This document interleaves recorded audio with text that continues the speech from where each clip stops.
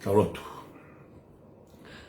O do maf ko mau tamai tai ngata e a Fiona mau fie he pong wha koloa ko e ni ko e o fongi mo ui ki mau tolu i he tauhi lelei pia mo e tauhi ofa ai a Fiona mau haka i he rangu o tau pia mau pata i la tu ko hi ko mau ilo pau ko e wa mama o e mo ui pia mo e mate o kuhanga peta ka kung kala pia ngari pia muho o a fio ko e o tua ko e o e tokai maana ngā ko ke osi a fio i ko e ai ngata anga o e mau mo ui pia ui kai ke hanga o wha maro hi ki mau toru i he mau whiri mo ngata anga e mau mo ui ka o ko ke malawa ke tokonia ke teke ki mau toru ke mau whai tu uni tonu mo poto ke mau hao me he ngahi whai ngataa e iku more ai e mau mo ui maka tu ungai e mau whakawhita te e whie tu kua kamata anga e aho koe ni ka tō pule lulu i he ofa aho a fio he whangawhanga u ke tō mui o hiwa i mahina amanaki ke mau hoko atu ki hono hongo fulu i mahina. Mau lotu beke ke tā ki e kina, malu i bea tauki. Ai e whanonga ku mau whai, he tō mui o e hiwa i mahina. He whawa osi ngā o e ui ke koe ni o tua, mau ke i fia be koe mau iru koe o tua koe ku ke tua i ke he hou hau, ka ku ke tō o ke he whai mesi. Mau fia he pong koe ni. Se waka i aki o mau ngahi whamiri ke i hao pe o mau ngahi loto whare. Ang mau ngahi funga waka, ka mai o ku ke hanga o fotu ta aki a mate. mo fai ngata a ka whakaora ai hala whanonga o e mau mo ui mau lotu bea huvekina si ngahi loto whare nau si i lau aitu koe uhi koe kupu ho nau family ai siasi more koe uhi koe mo ui ene more na mai mau fia pe koe tuio e karistiane ai o ku mau whai mā te aki ai o kui kai koe ngata anga eni o e mo ui koe matapā whakamui mui taha eni e mau hua tu ai ki he mo ui kui kai ke ai si ano ngata anga ahoni u mau lotu pe ahu whikina i fo mai ho lau mare ma oni wha o whare isi i kau whanongo he pong pong koeni whakamoluange ho nau loto hange koe konga kere kere ano wha kene tarifie maari ai tō tenga o e wholofola maa mo ma oni ai awhiona ko ta mai o eikie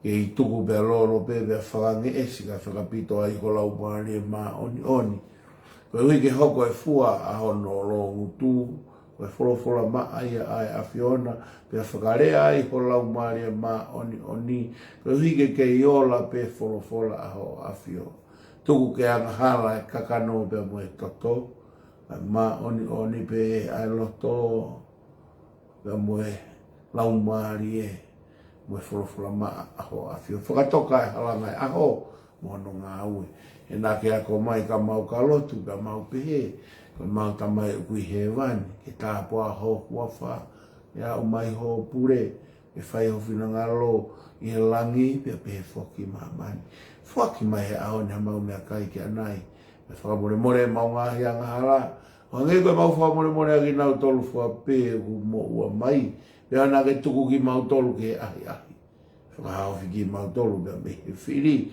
e kua wai pure mo e mālohi mo e gloria o tangata pe tangata amen kore pe ke u whakamalu malu e tala whakatapu ka kato e whanua pe mo e lotu kai ata pe mua mo se vaniti ai o tua mo tangata e whakahoko a tau polo kalama i he ususu flut whakalau maari he pongpongini ko whaampe ke o na to e sisi ma mere me tawhaki o whakatokanga mai tokua kure o lahi na whanongo mai ngahi next door neighbor ke pehe fure o lahi polo kalama whakalau maari mere o te rea noa tu o ua mama o proklamu whalau maari.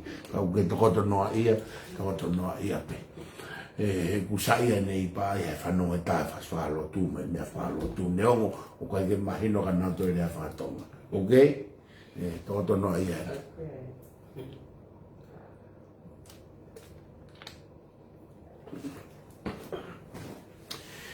Ko whamalo pe ki he o tua koe o hiko he tau ki ofa. O kune whai maa ki tau tolu e pong pong whakakoloa koe ni pia neongo e api api. Ai taimi pia neongo e ai where mo whafo. No ngahi whatongi a. Ka ku ke i turia pe pia mo kumi kumi ai taimi. Mo mea i pe o kui kai ki consistent e taimi u whai e tau polo kalama. Koe o hiko e kumi pe whai ngā maari a honi te matche ki auti pia me he o tere koe ni ma whoki ki he api ono te hinawe mo e whai whekau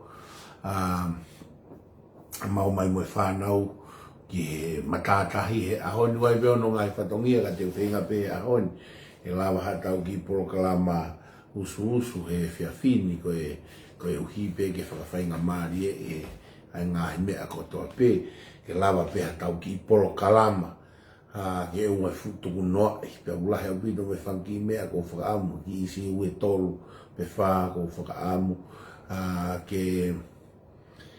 ke utala noa ai ko hiko e tau unu atu pe a kuongongoa a whoke taimi me ngahi whainga me ngahi whakawhiangai ko e o whiofi ai whiri ka koe pongpongini o kuhanga pehe tau ngahi wholofola o tofa ai hala maari ke he tonga ke whanongo pia whatu ai a hono loto ai mea totonu ke hange koe tō wholofola ai ne a whio pe koe tamatu i ke muwhiri whakapoto poto. Koe whakapoto poto, koe poto, koe mea ia ai o tua. koe poto e tangata, koe wārea ki he otua. Koe tau mo birthday e ua e ahoni. Birthday e urua ki, koe ki tamsi koe ko Lakimana Meilangi Junior Samson.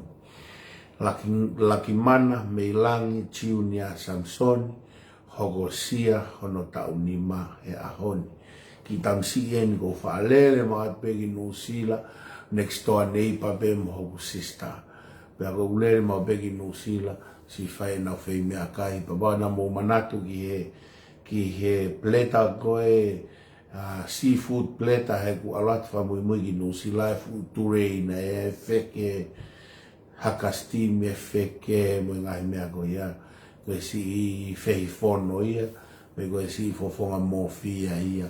Ai ki tamsi koe ni talu PFT ki tamsi koe ni mo whaahanga lotu i pe me tau Porokalama asi Lakimana Meilangi a Junior koe whaimea ka ia ai ki tamasi tau ni ma koe ni pea koe hosiani hono tau ni ma e ahoni na kai ke whetu taki mai o mātua ana kusio hake pehe pōpuak tala monu PFT ane hengi hengi pea u tohi atu ai pe e kau si Lakimana i he tau Porokalama e pōngpongi ni koe uhi koe whata e pau e Porokalama e whiawhi ko ome si kau PFT e tau lotua e pōngpongi ni e ka whainga maria e whiawhi pea ke kau ai pe nau tonu e whiawhi e Lakimana Meilangi Junior Samson o ko utuko e whakawhetai ka mo e whamaro ke o tua i he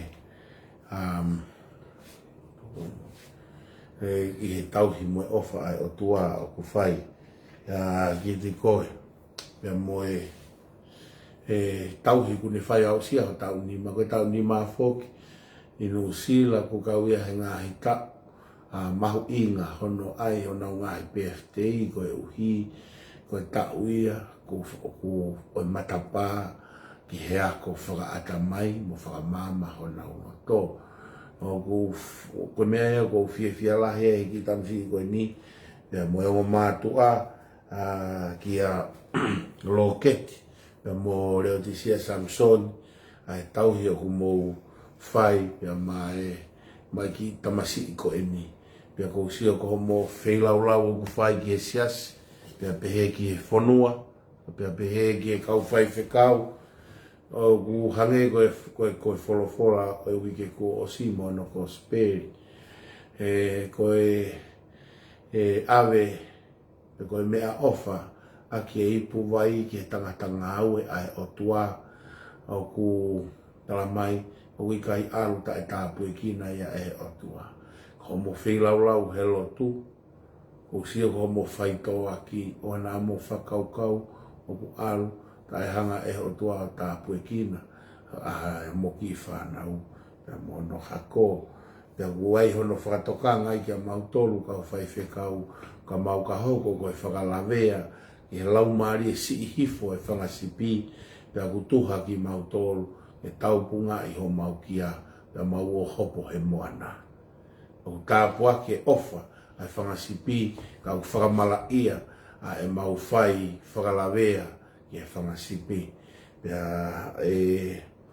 reo sia pia pehe ka loketi whamonu i ato e hokosia ai PFT si Lakimana Meilangi ono tau ni ma o begi hanga toa whaulo mai a ene skaina mo ene mama taki aki si Lakimana ono hala whanonga au sia ai maka maire o ene mo ui e whanonga moia koe uhi koe amanaki o e kaha u pia mwene tupu ke ne hanga ke hoko ha aho ko ki tamasi e whakaola Meilangi ai ngawha whatongia mo e ui e whai e o tuapa mo ono tare ni ti ko e ua e tau PFT he aho ni ko Junior Loni me Wellington hoko ono tau ni manoa e aho ni ko e aho ko hoko e ne ua me hoko e tau e ni manoa vai wa sentu Junior Loni si o whalahe atu ki ho fofonga me he kolomo anu sila pia ko whamalo atu e pou pia mo e teke o ku mou whai pia me no sila na he ngau e ku mou whai pea ko lotu e mo whakaam ke hi whaki mai e o tua tā puaki.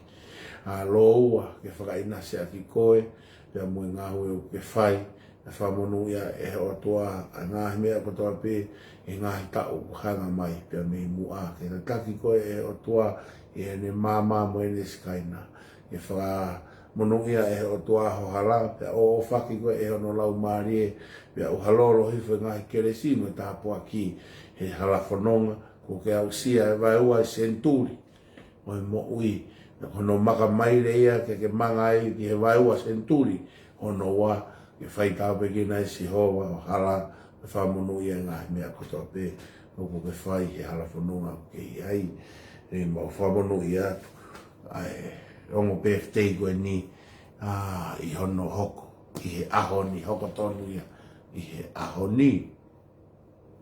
Tō pe mua ki o whai halotu ba mai ongo PFT, e o tō mafiu mau whamalo atu. E kai te mau fiu pe pahi, i he lotu, koe hinga koe kau PFT, ko eni. Ta mai mau ilo koe mau whi lau ia. E mau whamalo ia e tauhi aho a fio, i he tau, ki he tau, i he makamaire, ki he makamaire. Wange koe tāno a ura ki lotu, koe wāmama o e mo ui mo mate koe hanga pe taha. Pea koe ke misi teri ia ke te ki mau tōru, ai aho ko ia. Ka koe o tua ko ia e toka i mananga, o ku māma loa ai hala whanonga, pea ku ke toka a fio i e ngata anga e mau mo ui, pea koe ke whakamālohi i, ki mau tōru e mau whiri, ka ku ke teke pe, mo mai e ngahi whakailonga ke mau wafe ai me he kowi, pea mo e mate. Mo whakawhetai atu o tua, pea usia ai tau nima, o Lucky Mana me Langi Junior, Samsoni, pea pehe ke tau waiwa senturi, o Junior Loni, i he ahoni. Hi mau hapai atuia ki o ori ka whei lau, pea ofa ke hoko e mau lotu mo e hu ko insensi na mukakala ia i o ao, kai toi whakalahi mai me Langina, pea tauhi mai me Langina, pea maluki mai me Langina, ai hala whanonga, o e PFT, pea mai ngahi maka maire o hanga, pea me mua, ma kore koto e ngahi mea ni hua whaaro sisu klaisi, ka o mau whamo ui, amen.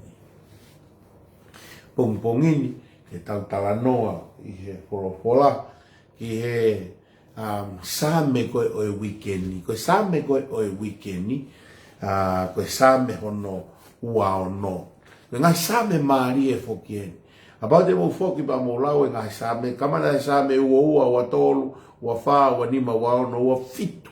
Ngai same maari e lahi ia. Nai, osia te same ua wha, he wiki atu koe, koe same ua ono en, o e wikendi. Pea koe same koe ni, whambe ke lau, pea hoko ea koe tau wako naki. E whai hono tā ki e kina, e tau mo ui. Osia te ua nima, koe ua ono en. Poi mua ke tau lau pe, mo tau whakako naki. Ai, sa meni. Same, wano, mes uaki, ai pe ono whakarea. O kou whehu ia ki he whakataha o e kau, sorry. Mes uaki, ke whakamau au e sihova, he nā ku ewa, i he e kuanga tonu, nā ku whalala foki ki a Sihova. Ko ia, e i kai teu he kea, mu whanonge whakarea koe ni, whanonge maari e. Ko reni e te evita ki a Sihova ke ne hanga o whakamau ia. Ko whatalanoa mau pē i he uhinga o e rea whakamau. Ko whakamau, ko hono ave ai me a totonu o tuku ki hono feitu u totonu. Ko hinga i e whakamau. Whamau e whare, ave me a ngahi kai o tuku ki peito. Ave ngahi me a koe ngāwe o tuku ki whare me a ngāwe. O me ngahi sea mo e sofa ki loto whare ki he lounge. Ko whakamau, koe ave hono me a totonu o tuku ki hono feitu u totonu. Tanoa koe wahe wanima ko pātiu, whamau koe e whai e o tua na sefe. Aho e whamau, ave ko si ki he hema, ave sipi ki he matau. Koe whakamau, koe ave ai feitu totonu, ai mea totonu, ki hono feitu totonu. Whare hopo whai e whamau. Whamau ia i peko feitu totonu ke awe ke e toko taha whakailoa. Peko e awe ki tori tori. Peko e awe ki whare vare. Peko e not guilty e alu ki api. Koe nau ia, koe rea koe o whamau. Kono awe ai mea totonu ki hono feitu totonu. Kore e te evita heni ki a Sihova. Ke hanga o whakamau i au. Whakamau i au Sihova. Koe uhi he oku tuita e toi vei ua whanonga whakarea si te evita. Ke whakamau au Sihova. He nāku ewe ewa i he e kuanga tonu nāku whalala whoki ki a Sihova. Nāku ewe ewa i he anga tonu pe nāku whalala ki a koe Sihova. Mo manatu e whakataha koe na e whai langi na e aloatu ki ai koe a setane tanoa siope ane awhi. E whiu i he o tuaka setane pe na i whiia pe tari e setane na e whakatakamilo i mamani pe aku pehepene au ia kemane au hifo. Hangarewa Sihova ngā ke whai rea koe. Nā ke whakatoka ngā i atu e kuki i motu a hao a ngā tonu mana wahe o tua mo awhe me kovi ko siope. Ngā toi ngāue ake anga tonu hene te vita. Koe hao mo e anga tonu. Koe anga tonu kono whakarea ia e taha whakaulunganga o e rea whehanga hangai mo e anga hala. Anga tonu e, anga hala e. Koe anga hala, koe anga oku hala, mehe mea koe oku tonu. Koe anga tonu, koe ulunganga o tonu tatau mo e mea oku tonu. He koe haa koe mea oku tonu. Koe mea oku tonu, koe wholofola maa ai otua. Ma koe taimi ko kuia kita koe tangata anga tonu, koe tangata kita oku te anga whaka otua. Anga whaka wholofola. Koe inga koe te hanga te vita hai mui fo i rea koe ni he na aku whalala ki a te koe Sihova.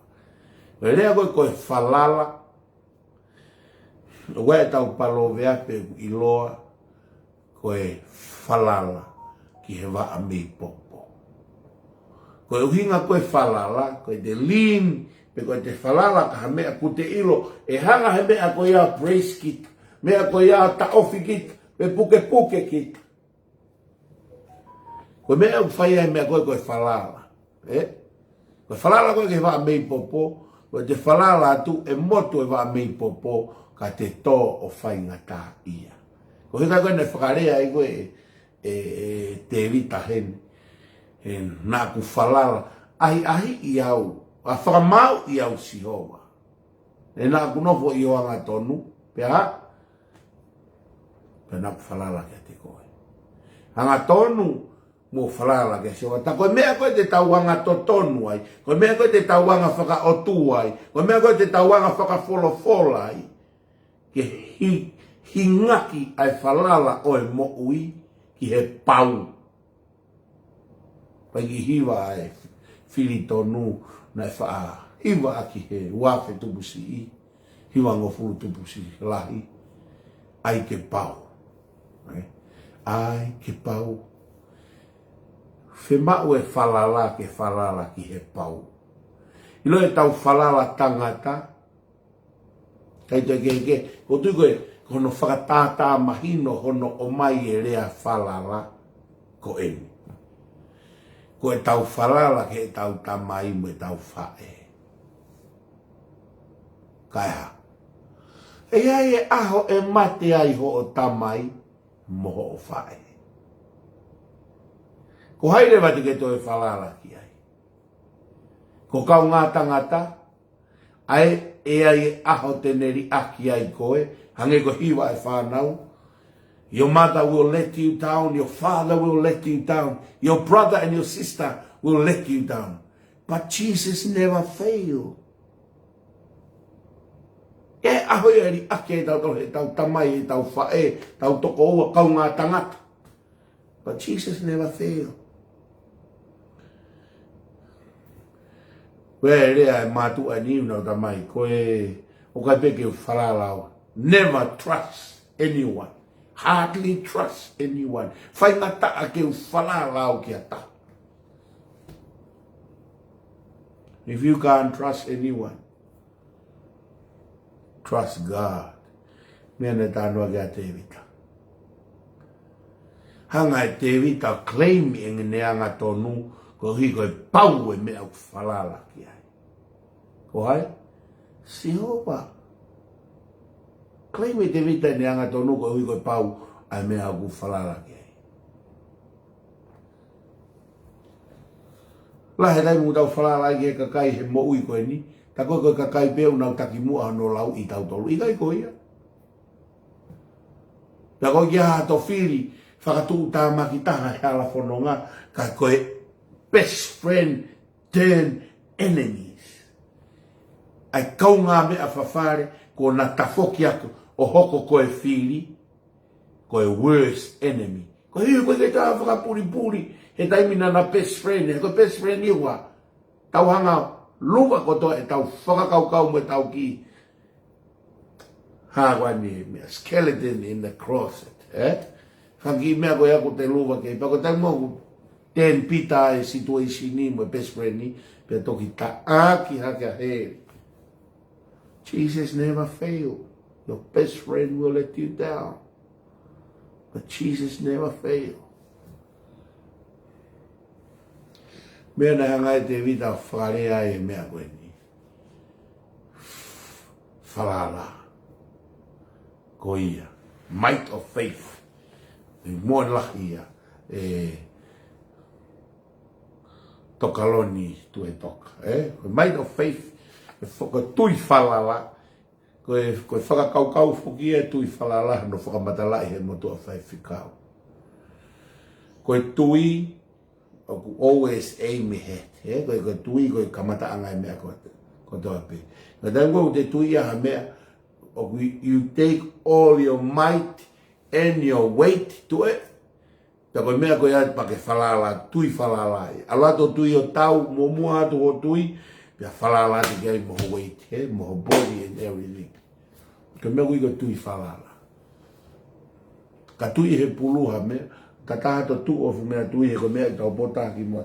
Koe front point ia o toko taha kou. Koe ngau ngawa kai mea tui. E koe mea mua mea kotoa te. Ka pate tau foki ke toa e pe lupa e taha.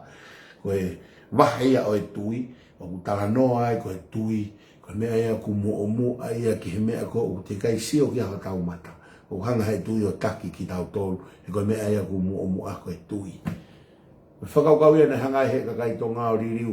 Ai fui rea koe whewhiki he tui. Koe uhi koe fui tala noa koe vesi uaki koe. Koe he pelu vai taha. Koe tui. Koe omia me he mea tui e pulu. Moe fui whatongia koe tui. Tui e masi koe a. Koe a tui au te nere holo muia to tui a ta. E kai koe fui ulu o ku taureti. Ke taha ku te hanga te koloi. Koe ngau tau ngā wakere koe tui. Momu ai tui he koe mea e tau. Whalalat ho tō mama whamu, ho tō mālohi kia. Koe whakakaukau ia nei whai a kono ririu rea. He kau pārangi ririu, he kau tonga e whui rea koe faith. Ke tala koe tui. Ai koe tau vesi urua ki ia. Whanau koe whui whakarea koe whamui mui. He koe... Ewa i he kua ngatonu, na aku whalala foki ki a Sihova, ko ia e i kai te uhekea. Describe e te evita e whalala, tene taofi hekea. Koe wā, koe whalala tau palo vepe, koe whalala wā mei popo, te teha. Whalala tu peo hange ui kai ke te whalala. Whalala tu peo moe ne motu pa te patu ai pe ki lau. Tamai te evita he ni kai. Nā wharalau kia koe Sihova pe kai keu tō au, he kai keu heke au. Hiwa koe whiritonu ai ke pau, ko hai koe whalala kia. Ko hai koe whalala kia.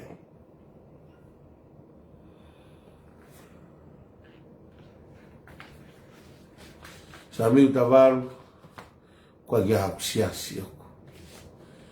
Koe tangata karistiane au, koe karistiane koe tangata autui ya sisu. Ene peki amo e toi tu. Palopare mai e ahoni. Koe whetau whi a aki, he lau siasi. Palopare mai a lotu e ahoni. Fulele i peke tau kau kia siasi. Koe hi ke tau ngau e whakatahe. Koe tau mua koe siasi, tānoa kia Paula.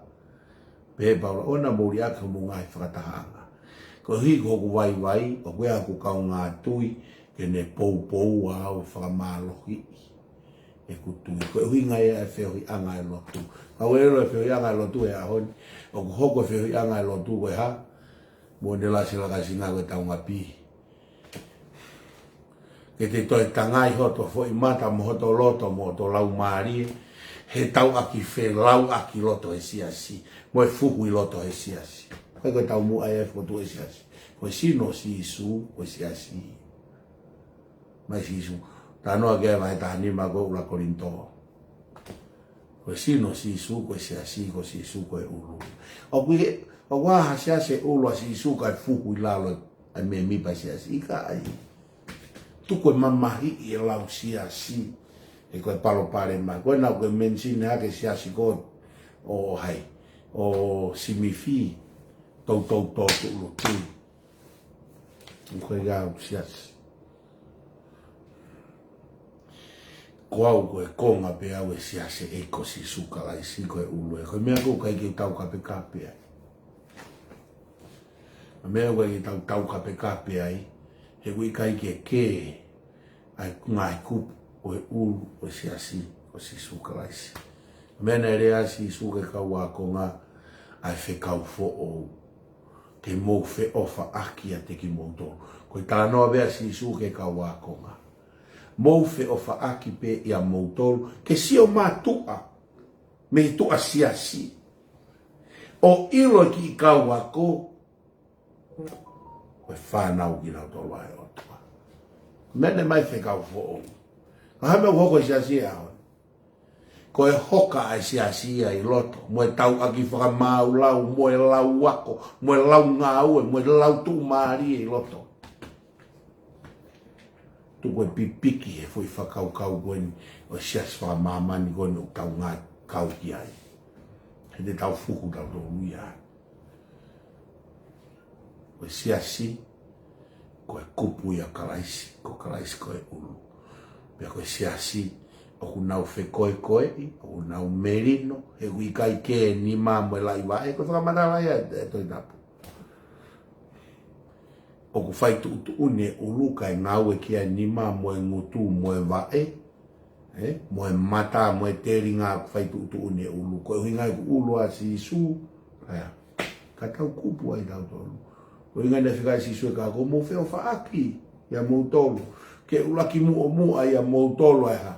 Ai whai taki a ngā he sio mei tu a, pia ilo ai ki nau tolu, ko e kupu ki tau tolu kalaisi mo e whanau ki tau tolu kalaisi. Ko mea ko loto e peke whama ala tu koe lau siasi. Tau ai e tau tole wholofola ai o tua. Ke te tau kumi tau tole wholofola ai o tua. O wai asa siasi ai, hingoha siasi ai. Ko e rea pe ko e siasi, ko e sino ia kalaisi. Te regi asmai ha siasi FSO, ko hinga pe ia ki kai ngā lotu, kai ngā tui ki e ki nanau i he kolo koe no FSO. Sia sileo ti sia, koe kai ngā tui ki he eko si su kalaisi ki e ne peki amo te tu na nau grupu ia na nau i leo ti sia. Sa tisi Philadelphia. Tau mai tato he ahoni, o ke he furei polo mo e tokotaha na ne whotu hasiasi. Sio ne wai se re, Martini Lutero. Mai tato ke he ingoa kau tam potu siasi. Kanaka ke loto pehe kau kamai. Kau tamai na nau tuita to e vive e ko sisu kalaisi. Naka e na loto tato ke tau mai o ai ho nau ingoa. Ke hoko e koe mea ke tau whakawawa. Naka ke loto pehe se nua sere. Naka ke loto pehe se Martin Lutero ia. Mu ofa mai. E ko sisu kalaisi. to ai fufu I awahe wahe o tau whihia ai e whai e lotu koe lau siasi.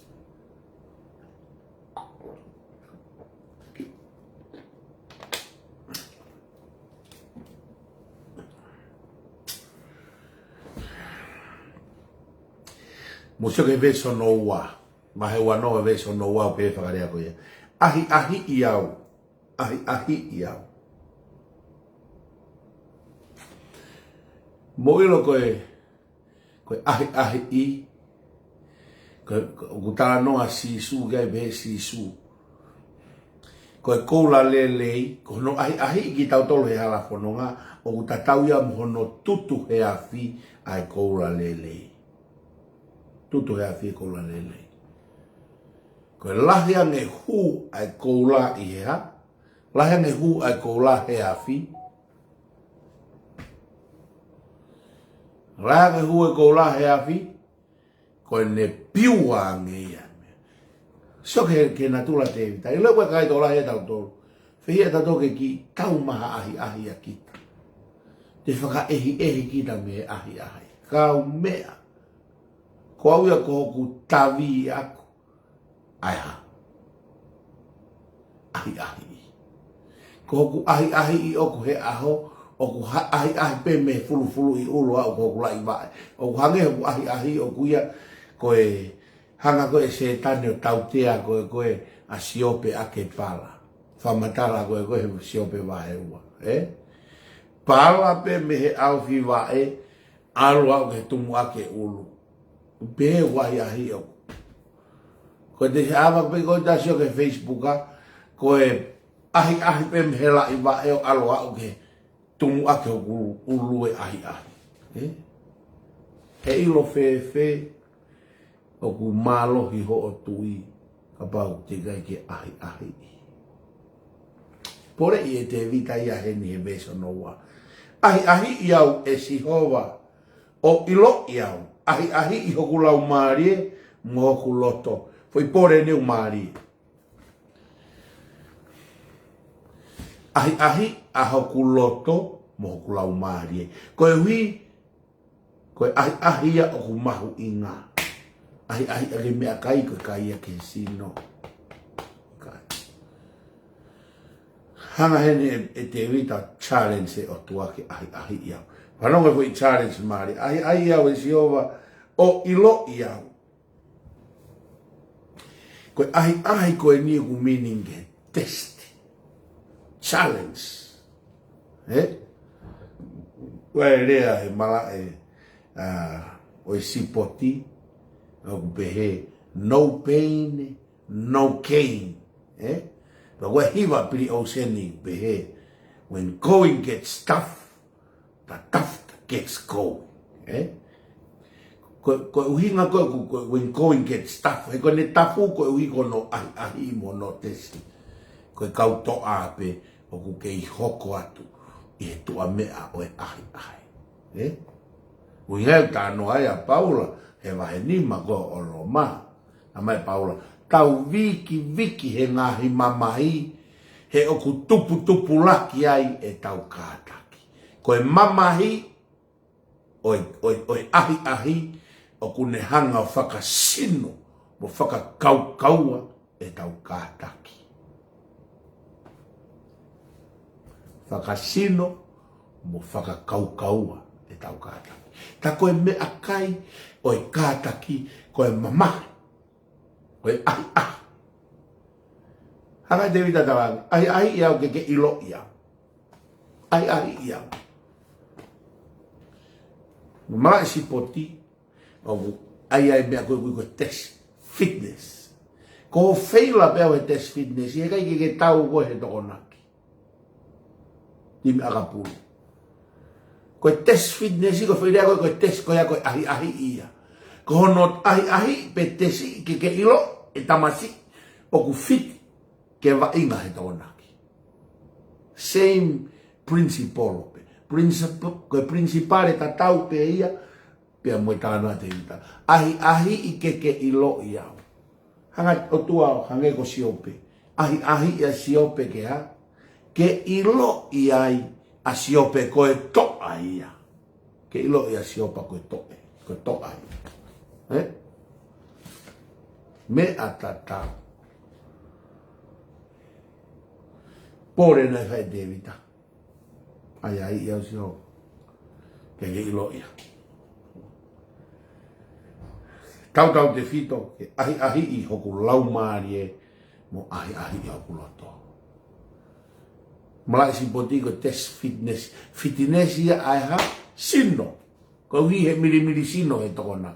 Ka koe ni ukamega kai ahi loto e ni, ai loto e ni. O kai ke mamahi ia ho sino o he kape. O kai ke mamahi ia ho sino o hono taaki ho tamai mo fae. Ko hae mea mamahi ia, ko uto moho loto. Ko ahi na e winga kia Davida.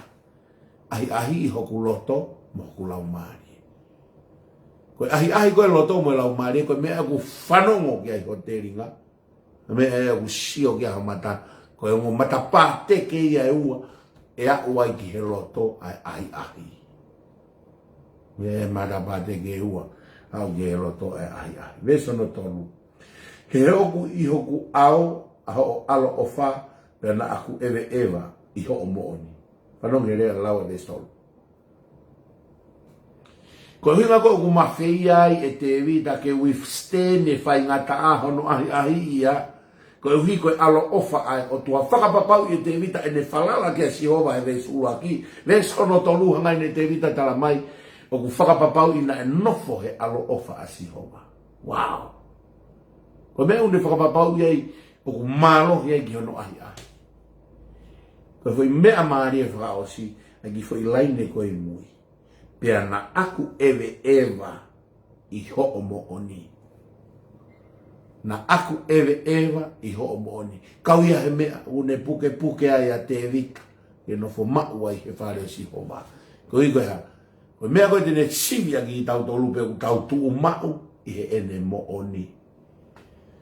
Pea na aku ewa i ho o mooni. Ko hae mooni, ewa he mooni. I ho o mooni, i whakamanato e rea koni, i ho o mooni. Ko whenai vesi ko whaalau, o ku asiai, ai whoirea i ho o mooni.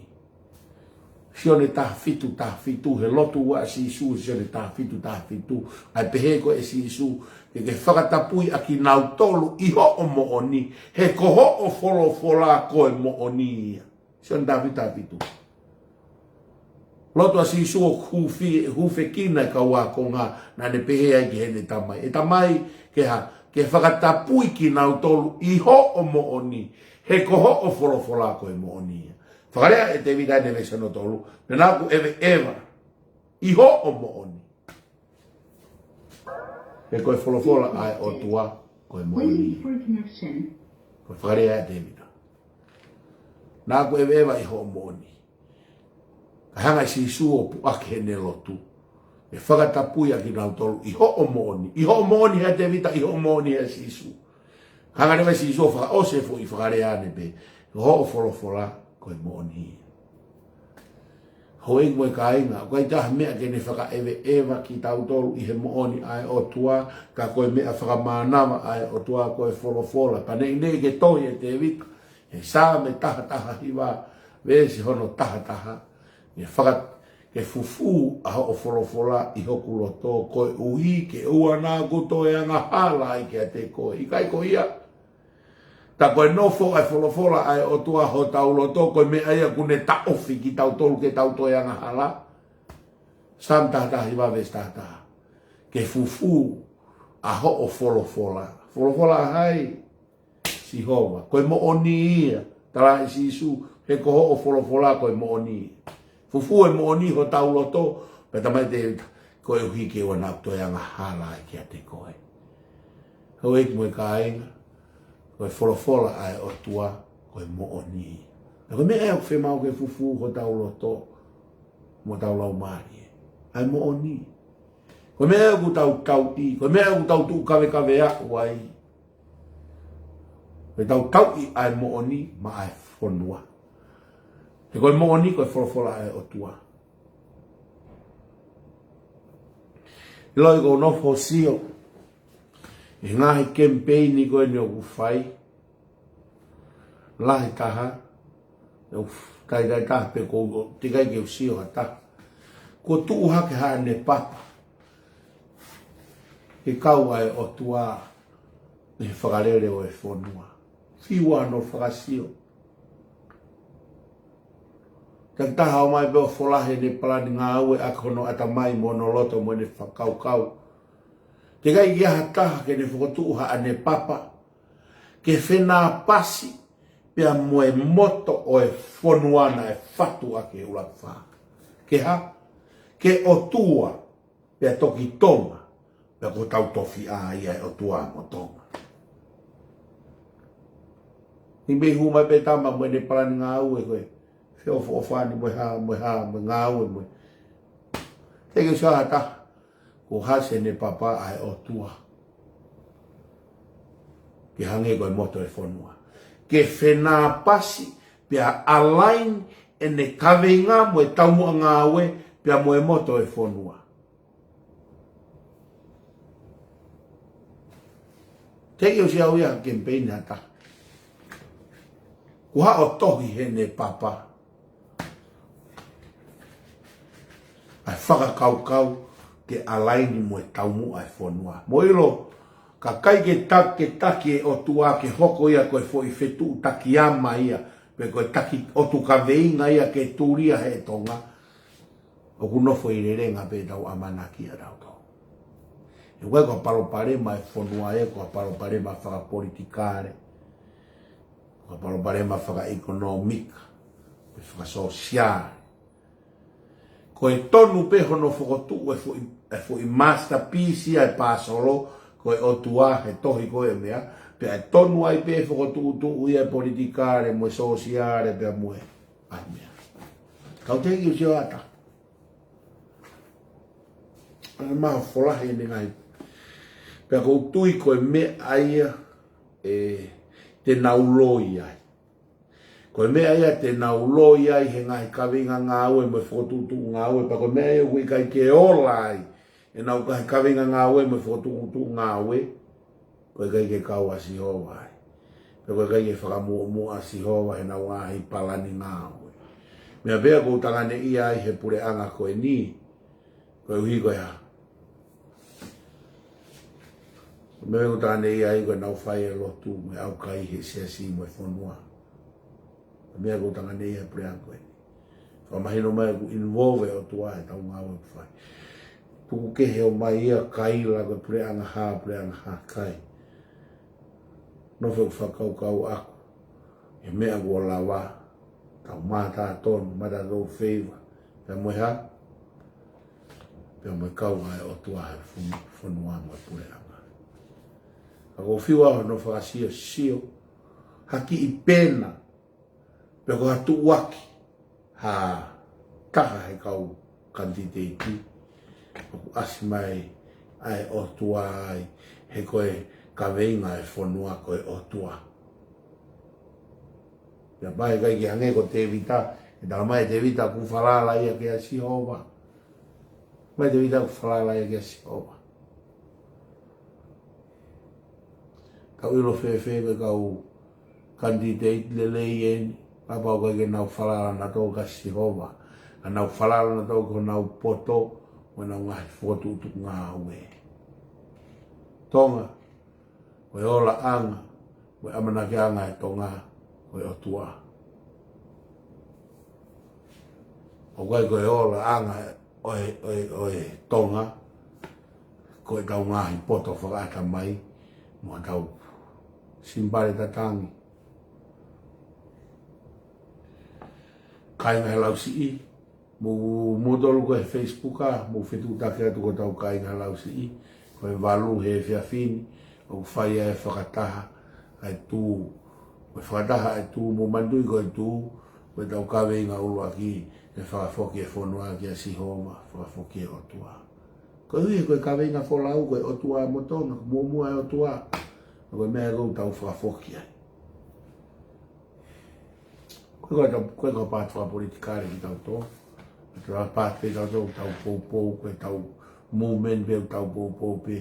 Ki otua. E whakafoki ki ai. Ai whonua. Veso no wha. Na e kai te unofo, mo kau tangata anga kovi, pia na e kai te alu ki loto, mo kau malo aloi. Na kai ke unofo, mo kau tangata anga kovi. Te tau mata pe ves koe ni. Koe uhi, koe ai ki whatongia mo ka te auti mo maho ke. Whanong he fui wharea koe ni vesi ono wha. Na e kai te unofo, mo kau tangata anga kovi, pia i kai te alu ki loto, mo kau malo aloi. Nofo mo kau tangata anga kovi, alu ki loto mo kau malo aloi. Ki loto, malo aloi. Tumo ke tau kisio ke whakaparangi taimla. O kuia e ngahi mea, o whi mau pe ke tau rifia ke whakaparangi. Ke na alai. Weso no wha. Mu whanau ke whakarea ai wesi ai whakaparangi. I don't spend time with liar. Mu whanau ke whakarea ai whakaparangi. O kui kai, I don't spend time with liar or go along with hypocrites. Ka koe a ngā kovi koe, o kai ke unofu mo a ngā kovi koe, whiriri urea koe, ka talamai he whakaparangi e New Living Translation ni ia, I don't spend time with liar. O kui kai ke unofu mo e ka uloi, koe uhi ngai. Mea ia kupehea i koe e veso no wha, e veso no tolu, o ku tau, o ku hagan.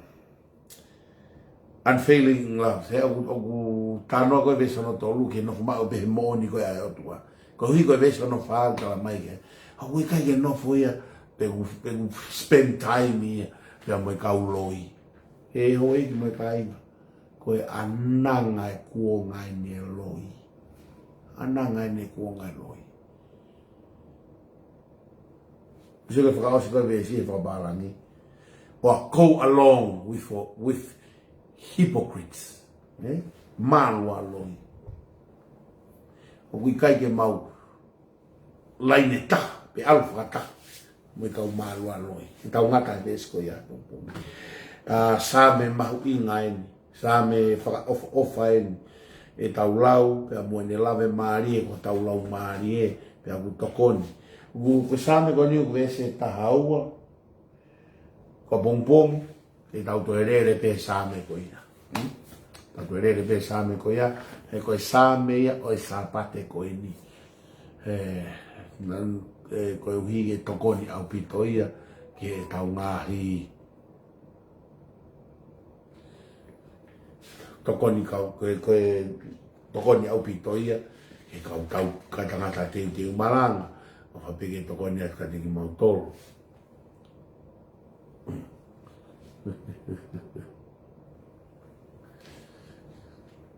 Nako mea e rou tau fie ai, e tau pōlawe, e wholofola maa mo maa on ai iki, o ange koe tānoa ka sen tāwhi tu, o wholofola koe mo onia. Mea tau nofo ai mo wholofola ai o tua. Mea ko fie ai, hea tau poro kalam whalau maari he pongpongi. Ko hui ne osi pe ni, ma mo he ngahi mea. Whai mo ngahi whatongia. Ka ko hia he wholofola, o tau kai pongpongi ai. Whamalo atu. Ka teki mou tolu, ko e uhi ko mou nofo ia mai e tau poro kalam ma. Ko a pongpong, ko e ahon, ma whenga pe, hea whenga maari, e lere tau poro kalam ma, e fiafi. O ia pe ngai whatongia e ahoni, atu whenga pe, ia pe hatau polo kalama, ai fiafi. Tupe mua ke tau whakaosi. Pea koe kerese tau eiko sisu kalaisi, o whai o tua koe tamai. E whio hio lau maare maa oni. E nofo ia te mautolo o nā hiki, kai whai koe tangata. Amen. O whalahe ka mautolo, e whamonu ia e tau ngāui ko toa pe, o wamanak whai he ahoni. Lewe lewa e malang, kau te tau watu.